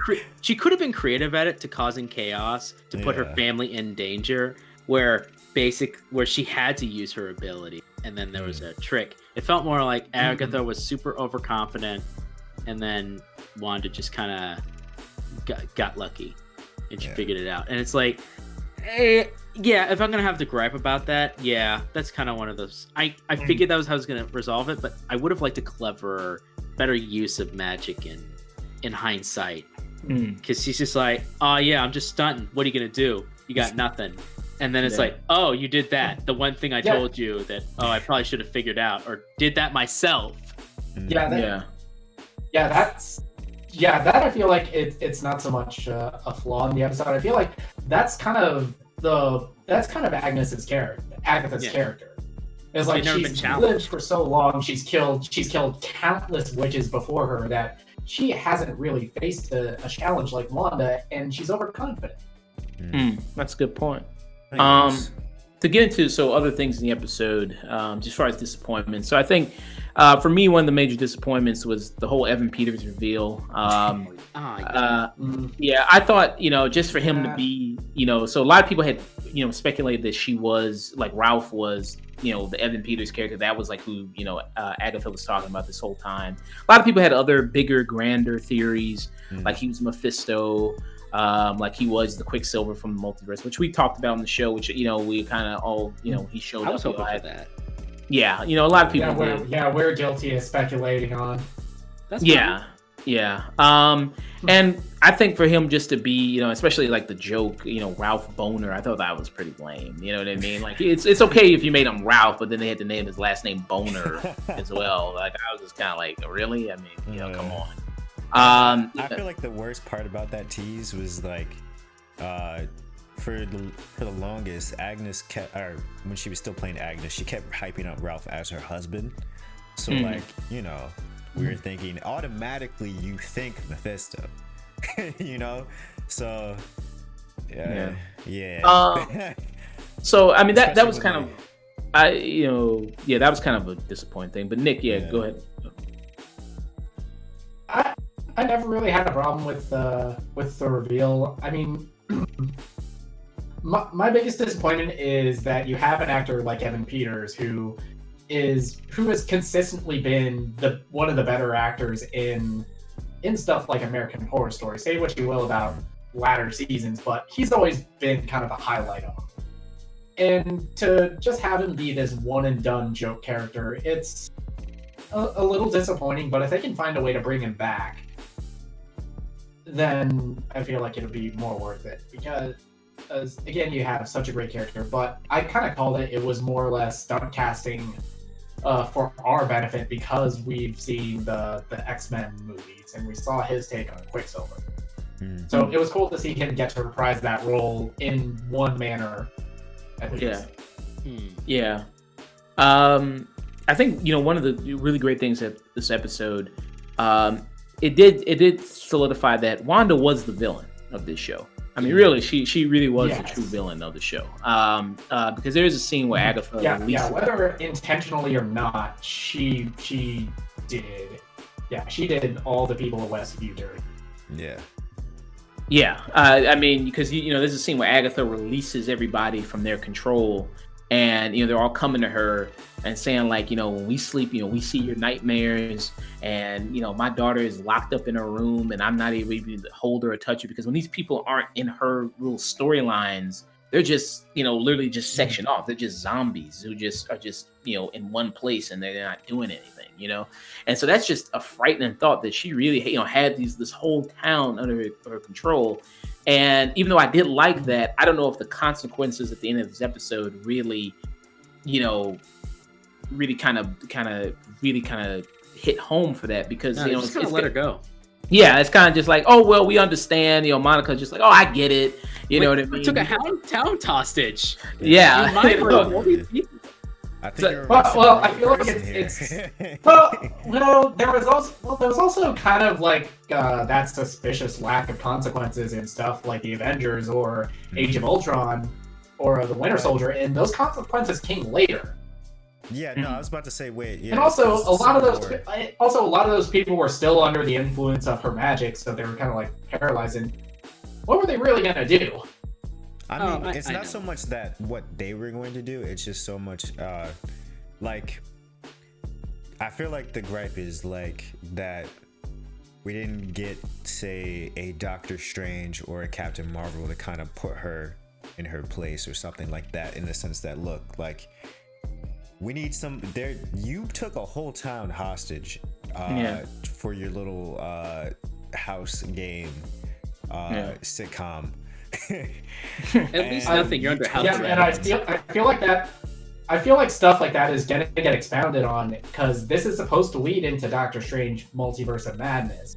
I feel like that's gonna be like one of the big conflicts of that movie, is like Doctor Strange having to take this kid under his wing, where she without meaning to took an entire town hostage and tortured them for who knows how long. I mean, it's also be fair as its own complete story, though. I feel like that consequence should have happened here in some manner. Yeah, because if she is going to be in Multiverse of Madness, I would have loved if Doctor Strange had broken in there and been like, "Look, you're coming with me." Well, I would prefer if it was peacefully. Is there a way that could have happened without taking away from Wanda's story? Because she is such a this is her story. Yeah. Why didn't she voluntarily go to Doctor Strange and hey, like, I can't be allowed to do this again, and I need to. It's like, well, does she even really know who he is? I don't think she knows. You know what happened at the battle so vividly. I feel They, like she was gone. Probably would have met. They probably would have met in passing at Tony Stark's funeral, but Strange might not even know that she's capable of magic, because everybody, as far as I know, just thinks that her powers are just from the Mind Stone. Yeah. What did y'all think about Monica and her ending? If we're talking about like how the characters are being set up.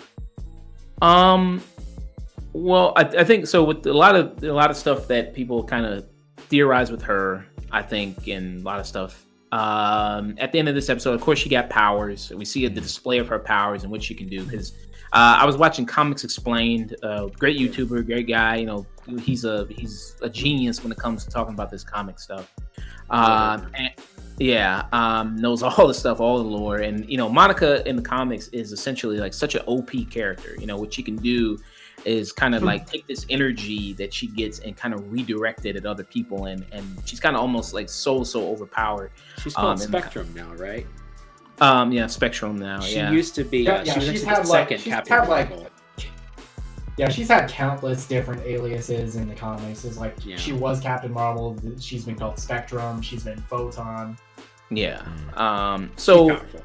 Yeah, very, very powerful. And at the end of this, there's a 2 mid-credit scenes when this episode ends. And for her whole storyline now is going to be presumably part of Nick Fury's spinoff show that's coming, which is called Secret Invasion. So she's going to be working presumably with Nick Fury up in space.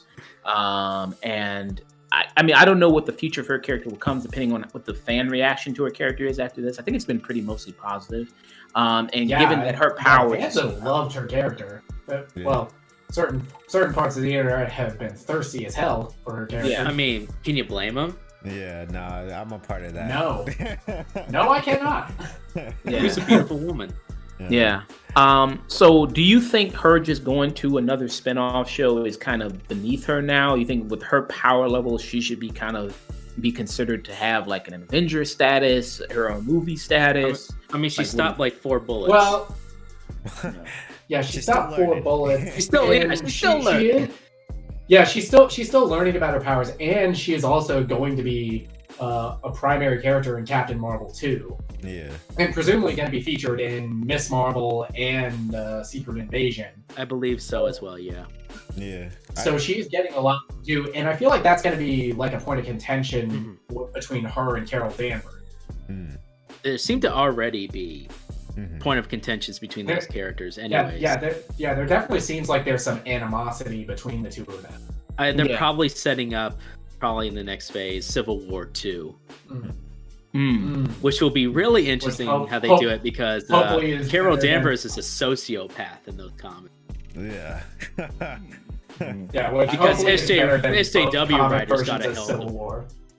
I mean, if she isn't already written. Yeah, no, if she isn't already. I was about to say, but I mean, granted, I don't know much about Spectrum, so I don't know whether or not she has enough I don't know if she has any runs in the comics to really adapt for her own individual projects, but I do like how they're dealing with her, and I like having sort of like a character that is sort of like a thread between everything happening in space right now. Right. Yeah. Just like I like how our FBI contact is Jimmy Woo. Yeah. I like that he's just a cool dude. In Ant-Man 2, I was like, I want to see more of this guy. And the universe answered my wish, and like got him in this good show, and I'm like, all right, Jimmy Woo. Yep, and Jimmy Woo is now the most powerful magic user in all of Marvel. Damn right. Well, maybe we'll see tricks in Agatha. He does. That would have been great. Wouldn't that have been a great ending if he somehow get there and he trick, and it's just one of the. She's like, you're joking, right? And he's like a distraction, and he does it with a magic trick. And then that gives Wanda enough time to perform exactly. That would have been great. He's like sleight of hand stuff, and she's like, "That's not even magic. What are you doing?" So getting to like the big theories with the show that people had with like Mephisto coming in, that didn't happen. A lot of people thought Doctor Strange was coming in, that didn't. That didn't happen. People thought that it was multiverse with Quicksilver. That didn't happen. Yeah, people thought that White Vision was going to turn out to be Ultron. That didn't happen. Yeah, that didn't happen. The dumbest one. Like, come on, guys, you can't be disappointed about that. That's obviously not gonna happen. And Ultron, if Ultron is out there, which it is entirely possible, they ain't gonna be like that. They're gonna set that up way up. Yeah. And a lot of people, with shows like this, everybody looks for the slightest little thing, and there's tons of these YouTube videos that people make breaking down every single little thing they possibly can. Like, well, this means this, and you look at the background and the wallpaper.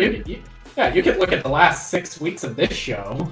Yeah, that's what people do. I mean, that's what people do. It's kind of fun, but I don't ever let it dominate my enjoyment of the show if it doesn't pan out. So I just want to get you guys' opinion on: do you think that people's kind of overall lackluster kind of feeling of the finale may be coming from the theories that they heard that they thought was cool not panning out, like James Spader voicing, KKK Vision, you know what I mean? Things like that.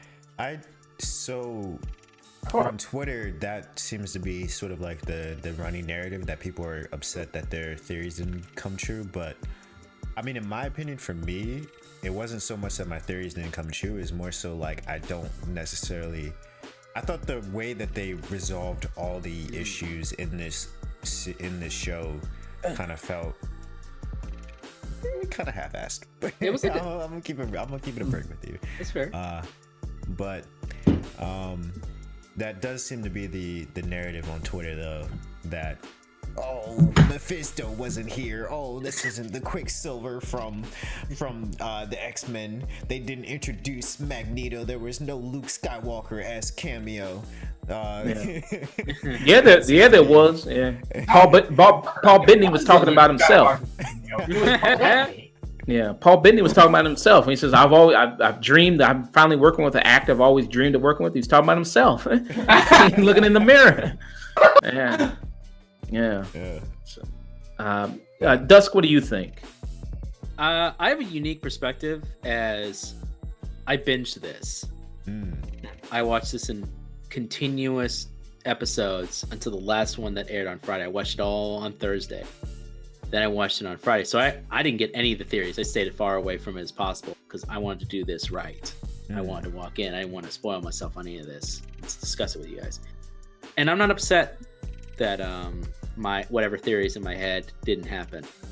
I'm with Chase on this. I liked it enough, but it did feel like, in a weird way, it was like a sitcom ending. No matter what happened, in the end, everything works out. Back to center stage. Status quo, back to where it needed to be. And if you're going to do a self-contained story, I'm also with Chase.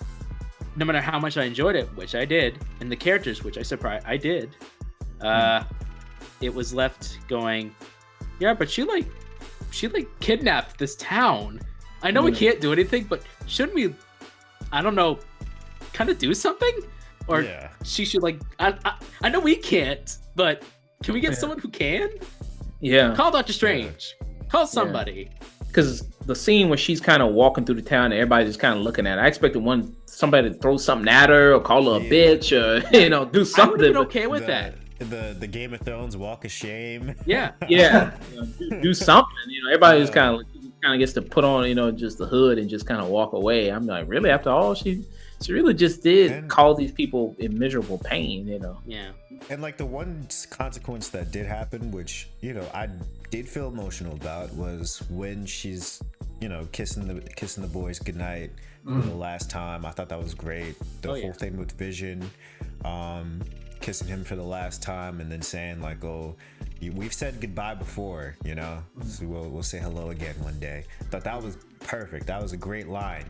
But it's just that the outer world consequences needed to happen here, in my opinion, for this to be a self-contained story. Within WandaVision, it ended just the way it needed to. But when we're talking about the magic addition that they added with Agatha, and we're talking with the consequences afterwards, leaves a bit to be desired if you're talking a single narrative. I'm sure down the line, you're both right, Nick and you're both right. We're eventually going to get to see further consequences because they've been good at that. But in a self-contained story, I'm with Chase on this one. Okay. Yeah, but in my mind, I feel like Wanda, at least personally, she's already suffered enough consequences. She's got to, in the eyes of the rest of the world, she's now the villain. And I think for her, those are consequences enough, at least. What'd you think about the costume, the Scarlet Witch Loved costume? it. Oh yeah, Chef's fantastic. kiss. That Yeah, perfect. I was cheesing. Yeah, I posted a meme that was like, "Life is good. Get better." Yeah. I want to compare a picture of the joke Halloween costume version and then real, and you're like, I was like, there we go, and that's what I'm talking about. Yeah, because at first I never thought that they were going to adapt that costume. Because same thing. They never called her Scarlet Witch. They even joked about it, but she doesn't have a dumb moniker. When she doesn't have one of these things, and I'm like, nope, not one. She's just Wanda Maximoff. Yeah. So we see with the other mid-credit scene, we see that she's kind of doing the Thanos thing, taking a page. Got a farm. You know what I mean? Out somewhere, just kind of look off into the distance. And we see her kind of do a very Doctor Strange thing, where she kind of astral projects herself. And while she's kind of drinking coffee on the porch, she's also reading the Darkhold. Reading all this information. Yeah. And we hear the voice of the boys. Off to the distance, and she kind of the ends with her kind of racing towards the voice. And some people are very deep diving into this. They're very good investigators. So I was watching one thing where one guy said like the boys like on Instagram they took a photo, and apparently like the location of that photo is by the location that they're filming Doctor Strange 2. Oh, Jesus.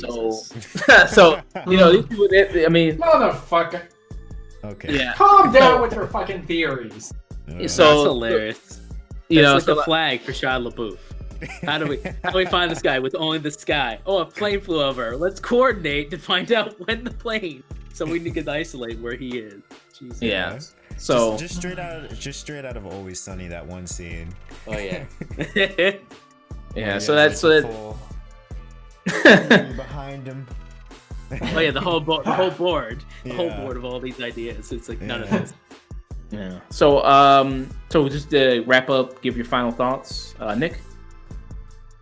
Yeah, just for how unique this series stands apart from the rest of the MCU, and I got the fucking sweatshirt on. I've seen all the Marvel movies day one in theaters multiple times, and this show is just so unique and so much fun, and was so interesting to talk about each week. And it's doing such a good job at laying the foundation for this next phase of Marvel, because you don't have characters like Tony Stark, you don't have characters like Cap. You have to develop some of the side characters that didn't get much to do in. And Wanda and Elizabeth Olsen as Wanda Maximoff, she stepped her fucking game. Yes, she up. did. Yeah. She is amazing in this show, and so is the entire cast of this. If this show doesn't even get recognized by the Emmys, fuck them. Chase. Yeah. For like a score, I want to give this maybe like a light 8. Because the episode, even though personally I was disappointed with the finale, the episodes leading up to it were phenomenal. And just the fact that, like, I liked her in the comics, and what I've seen in the cartoons, but I just never really cared for her character or vision in the MCU. So to get this whole series where they get a chance to fully develop her and like truly like Deep dive. make her as interesting as she should be, and as great of a character as she should be. I can't give this show any less than an 8. They really dove deep with her character, and they made all those scenes that she had in the prior movies pay off perfectly. So Yes. I agree with Chase. I'm right there with him. I can't give this anything less than an 8. The ending wasn't perfect. They didn't have all the resolution story, but it didn't ruin anything. It didn't do anything that I felt was bad or took me out of it or did anything. And like, oh, that just was okay. That they're just going to go that way. That's all I ever felt for anything. And the Vision moments were fantastic. His argument philosophy moment, I was just like, I love you. Whoever did this, perfect way for a supercomputer to talk to another supercomputer. Yes, it was like that was the second moment in this entire series where I could hear every screenwriter in the world whisper, "Fuck."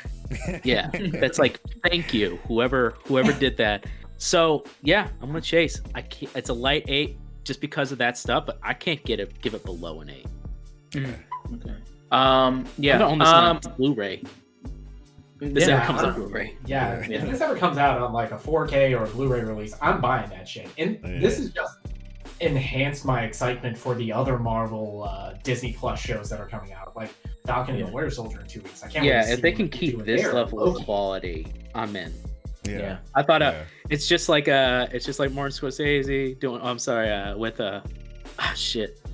from Godfather 3. Every time I think I'm out, pull me back in. Yep. Yeah. No matter what.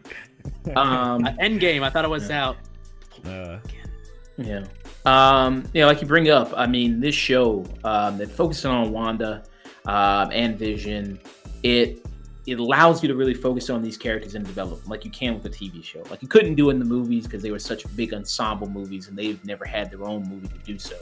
And Anthony Mackie, he came out and said, like, well, that's what Falcon and Winter Soldier is going to be. Really telling the story of Sam Wilson and really who he is and really develop him as a character other than just being the sidekick to Captain America. You know what I mean?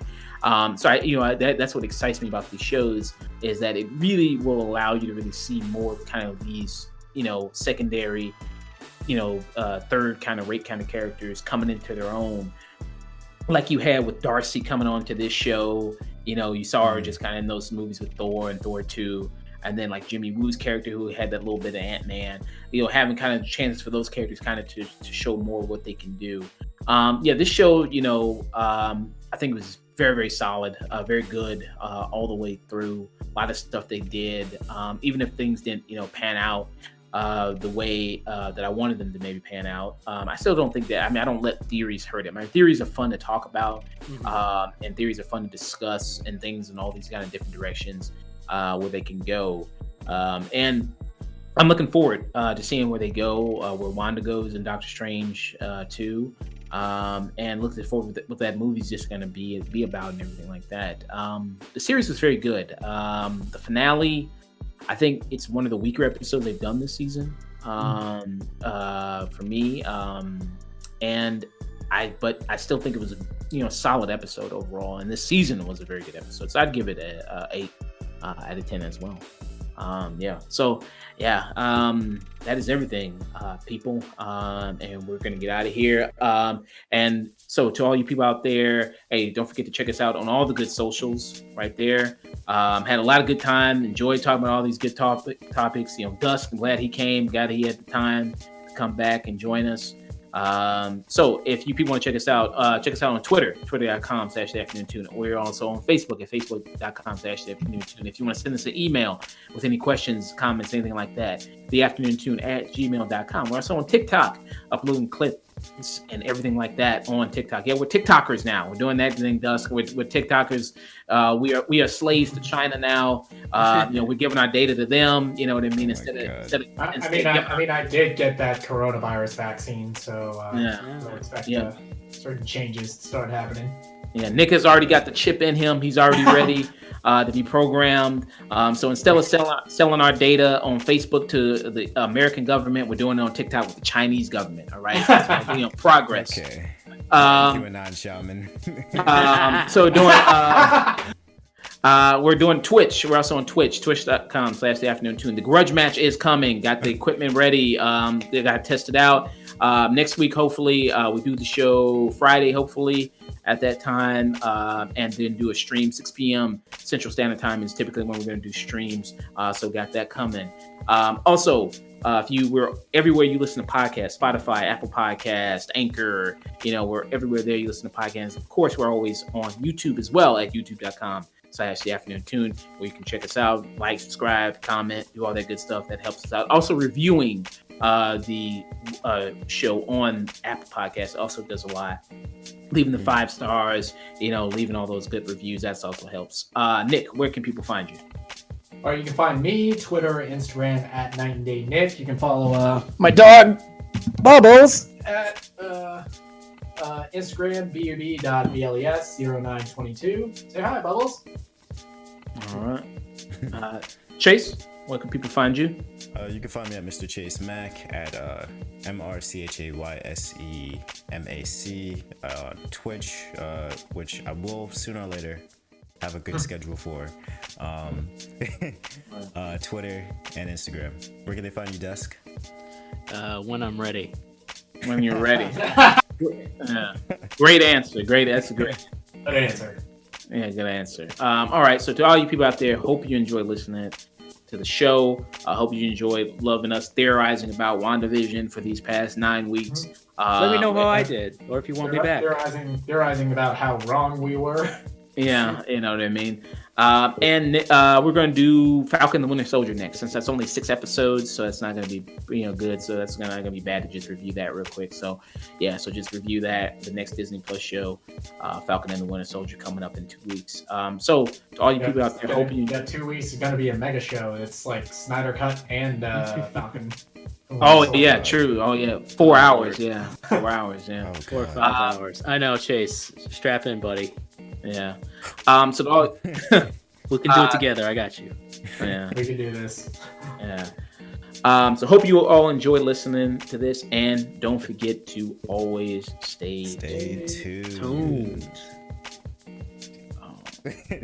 Oh.